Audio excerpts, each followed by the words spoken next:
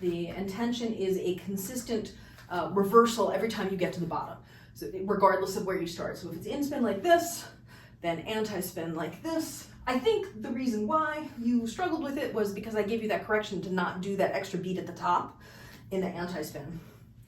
And I think you started thinking rather than feeling. Because before I said anything, you were switching every time.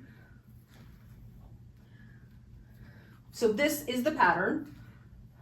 In spin, anti-spin, in spin, anti-spin, in spin, anti-spin, in spin, and anti-spin. You are able to go between one and the other. It looks like you are having a hard time sustaining the alternations.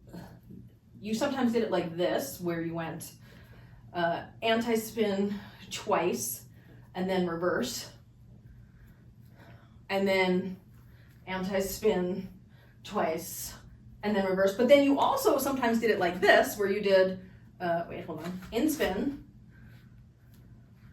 then anti-spin, and then you did extra beats down here before you went back to your in spin, right? And then I saw you also do one where you did in spin twice, boom, boom, boom, boom, boom, boom, boom, then your anti-spin,